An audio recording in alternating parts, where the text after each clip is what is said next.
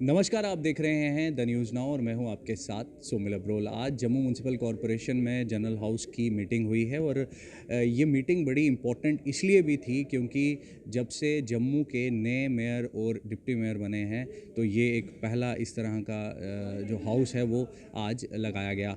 इसके ऊपर कई चीज़ों के ऊपर जिक्र किया गया, लेकिन सबसे ज़्यादा जो इस समय इशू जम्मू कश्मीर के बीच में और ख़ास तौर पर जम्मू के बीच में बना हुआ है, एक तो प्रॉपर्टी टैक्स और दूसरा ड्रग्स। इन दोनों के ऊपर यहाँ पर चर्चा रही। जिस तरह प्रॉपर्टी टैक्स को लेकर वार्ड नंबर 69 की जो पार्षद हैं उन्होंने ये सवाल पूछा जम्मू म्यूनसिपल कॉरपोरेशन के कमिश्नर से कि प्रॉपर्टी टैक्स को लेकर क्या आपका कहना है, और जो जम्मू की जनता है वो प्रॉपर्टी टैक्स नहीं चाहती है और हम भी नहीं चाहते हैं। इस तरह की जो बात है वो हाउस के बीच में की गई। और उसके साथ साथ ड्रग्स को लेकर, क्योंकि ड्रग्स एक बहुत बड़ा कंसर्न बनता जा रहा है और उसको लेकर भी जो पार्षद हैं उन्होंने एक कंसर्न तो दिखाया और उन्होंने ये कहा कि हम सबको मिलकर ये इनिशिएटिव लेने की ज़रूरत है। और अगर हम इसकी शुरुआत करेंगे, अगर हम इसकी बिगनिंग करेंगे इस चीज़ को मुक्त करने के लिए या जम्मू को पूरी तरह से नशा मुक्त करने के लिए, तो और लोग भी लाजमी है कि एक मैसेज तो पॉजिटिव जाएगा और लोग भी इसको अप्रिशिएट करेंगे।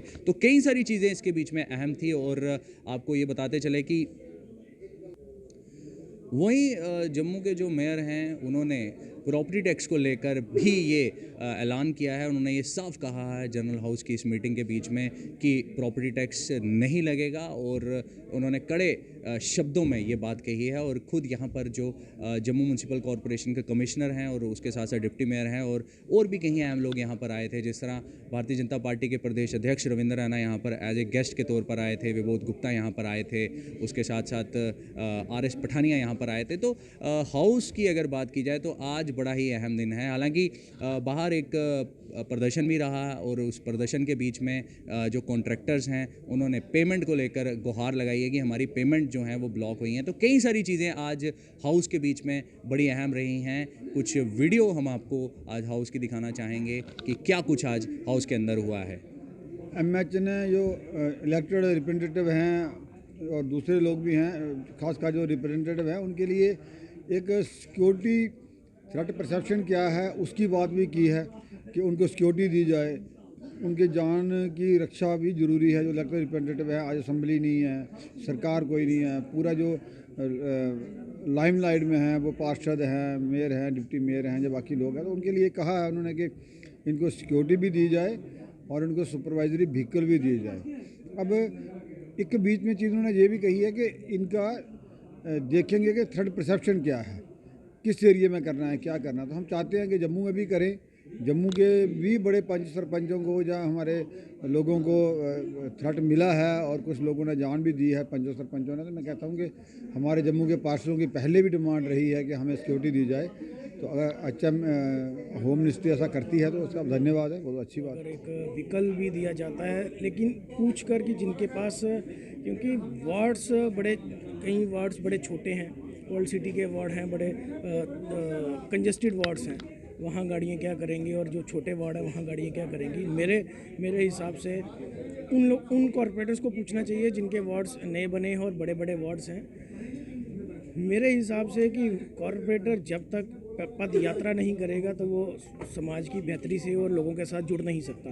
अगर वो प्रोटोकॉल एंजॉय करने लगेगा तो वो काम नहीं कर सकता। जहाँ तक सिक्योरिटी का रीज़न रहा, तो सिक्योरिटी अगर कॉरपोरेटर्स को मिलती है तो अच्छी बात है, क्योंकि कॉरपोरेटर्स को आज की डेट में ड्रग्स माफिया के साथ भी लड़ना पड़ रहा है और तमाम जितने भी माफिया उनके साथ लड़ना पड़ता है। तो अच्छी बात है अगर सिक्योरिटी मिलती है, लेकिन विकल्प उन लोगों को मिलना चाहिए जिनको वाकई ही ज़रूरत है।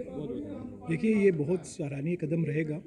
हमारे कुछ पार्षद साथी ऐसे भी हैं जो जिनके पास कोई अपना कन्वीनियंस नहीं है, कोई व्हीकल्स वगैरह नहीं है, तो वार्ड में विज़िट करना, वार्ड के रिगार्डिंग अपनी प्रॉब्लम्स को लेके हमने म्यूनसिपल कॉर्पोरेशन तक जाना, तो ये बड़ा एक सराहनीय कदम रहेगा। अगर सुपरवाइजरी व्हीकल हमें पार्षदों को मिल रहे हैं तो ये और फैसिलिटीज़ जो पार्षद को जितनी मिलेगी उसमें आम जनता के लिए भी फ़ायदा है कि उनके लोगों के काम जल्द से जल्द इसमें पूरे हो सकते हैं। मैं तो कहता हूँ कि अगर तो सरकार इस ओर सोच रही है और सरकार कुछ करना चाहती है अगर इस ओर, तो मुझे लगता है सराहना करने योग्य कदम है।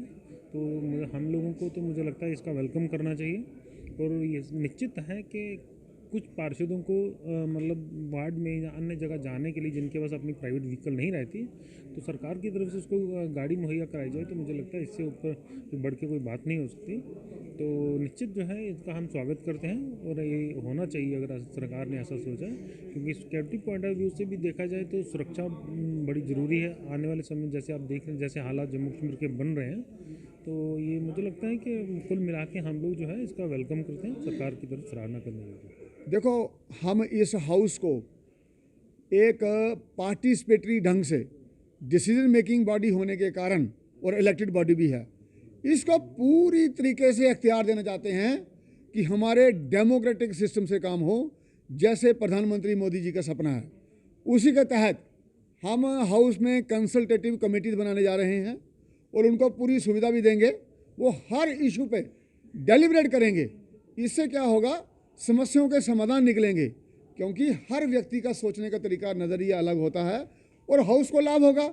और जनता ने भी तो इसलिए भेजा है कि अच्छे से समाधान निकालते हुए हमारा ये काम कीजिए।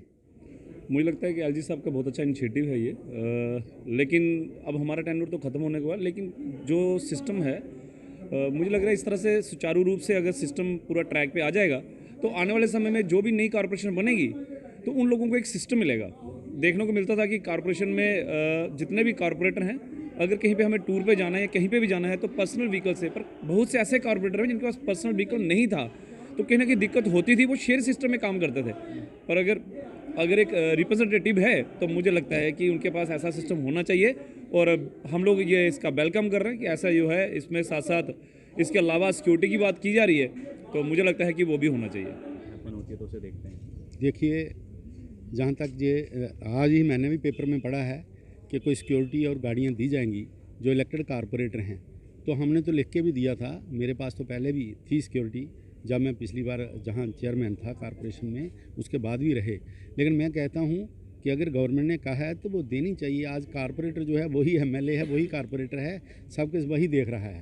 तो इसलिए ये तो पहले दिन की डिमांड थी कि कारपोरेटर्स को सिक्योरिटी दी जाए, गाड़ियों की नहीं थी।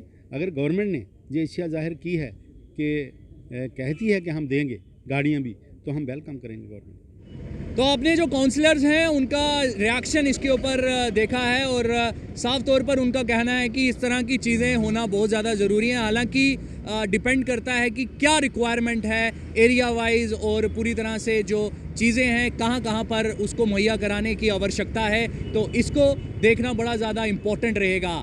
दूसरी तरफ ये कहा कि एक वेलकम स्टेप होगा, अगर इस तरह का कोई फैसला या इस तरह की अनाउंसमेंट की जाती है तो उसको हम वेलकम के तौर पर देखते हैं।